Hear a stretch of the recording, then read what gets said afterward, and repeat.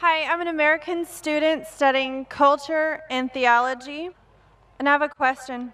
You said Jesus never claims his divinity, and that Jesus was only here for Jews, but the Bible says, "Tell us if you are the Christ, the Son of God." And Jesus replied, "Yes, it is as you say." And then in Matthew 28:18 through 20, Jesus says to his disciples, "All authority in heaven and on earth has been given to me.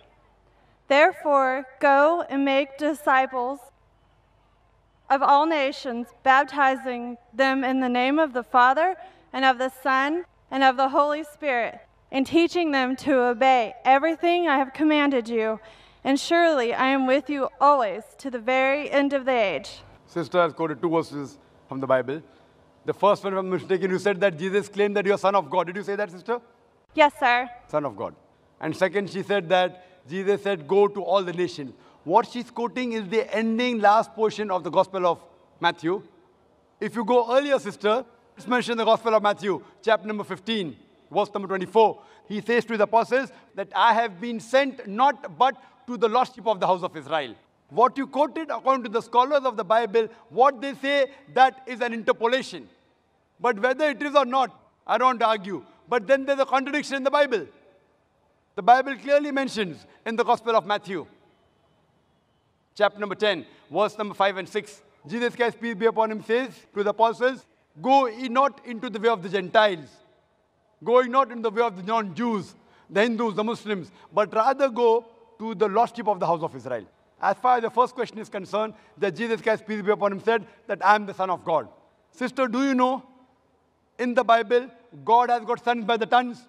Adam was the son of God. Ephraim was son of God. Israel was son of God. All those, they are led by the Spirit of God, they are sons of God. So if you're a righteous person, you're a son of God. If I'm a righteous person, I'm a son of God. That is the language of the Bible.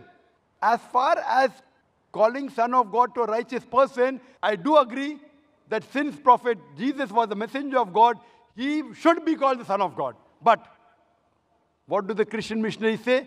No, no, no, no. He is not a normal son. He is the begotten Son. And they quote the Bible, Gospel of John, chapter number 3, verse number 16. For God so loved the world that he gave his only begotten Son. Whosoever believes in him shall not perish, but have everlasting life. So what we have to realize, that this verse of the Bible, begotten Son, according to the 32 scholars of the highest eminence of 50 corporate denominations, if you read the RSV, Revised Standard Version, they say this word begotten is an interpolation, is a concoction, is a fabrication, and they're thrown out of the Bible. So Jesus is not the begotten Son, because begotten means it belongs to an action of animals of lower level. So he is verily the Son of God. Son meaning a righteous person, we have no objection, but he is not the begotten Son. Lam yalid wa lam yulad. He begets not, nor is begotten. I hope that answers the question. Wa akhiru da'wana alhamdulillahi rabbil alameen.